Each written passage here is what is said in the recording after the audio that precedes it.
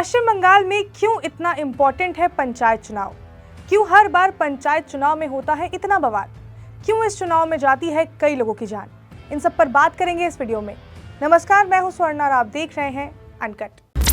तो जून के महीने में पश्चिम बंगाल में जो पंचायत चुनाव होने वाले थे उसकी घोषणा की गई थी। चुनाव 8 जुलाई को होना था और रिजल्ट 11 जुलाई को आने वाला है। लेकिन जिस दिन से पश्चिम बंगाल में पंचायत चुनाव की घोषणा हुई तभी से राज्य में हिंसा शुरू हो गई। बीते एक महीने में राज्य में 30 से ज्यादा लोगों की जान जा चुकी है और कई लोग गंभीर रूप से घायल हैं। तो अब हम पंचायत चुनाव में जो हिंसा हुई है उसके इतिहास के बारे में जानेंगे, लेकिन उसको जानने से पहले थोड़ा पंचायत चुनाव के बारे में भी जान लेते हैं। तो पश्चिम बंगाल में त्रिस्तरीय पंचायत व्यवस्था है, जिसके हिसाब से राज्य में 3,317 ग्राम पंचायतें हैं। ग्राम पंचायतों की 63,229 पंचायत समितियों की 9,730 और 22 जिला परिषदों की 928 सीटों यानी कि 73,887 सीटों के लिए मतदान हुआ है। अब सवाल ये आता है कि क्यों पंचायत चुनाव में पश्चिम बंगाल में इतना बवाल होता है? क्यों ये चुनाव वहां की पार्टियों के लिए इतना ज्यादा इम्पोर्टेंट है? तो इसकी सबसे बड़ी वजह है सत्ता।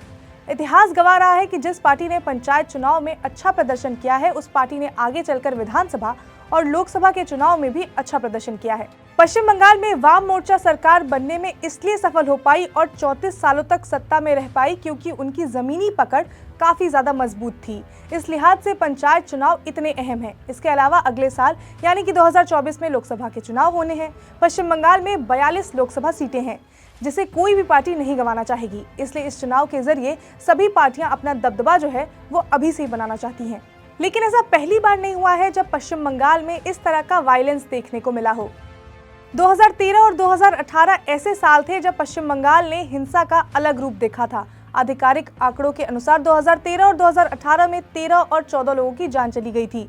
वहीं कुछ लोगों का कहना है कि असली नंबर आधिकारिक आंकड़ों से कहीं ज्यादा थे। बीबीसी की एक रिपोर्ट में बताया गया है कि नेशनल क्राइम रिकॉर्ड्स ब्यूरो यानी कि एनसीआरबी ने 2018 की अपनी रिपोर्ट में कहा था कि पूरे साल के दौरान देश में होने वाली 54 राजनीतिक हत्याओं के मामलों में 12 बंगाल से जुड़े थे। लेकिन उसी साल केंद्रीय गृह मंत्रालय ने राज्य सरकार को एडवाइजरी भेजी थी। उसमें कहा गया था कि पश्चिम बंगाल में राजनीतिक हिंसा में 96 हत्याएं हुई हैं और लगातार होने वाली हिंसा गंभीर चिंता का विषय है।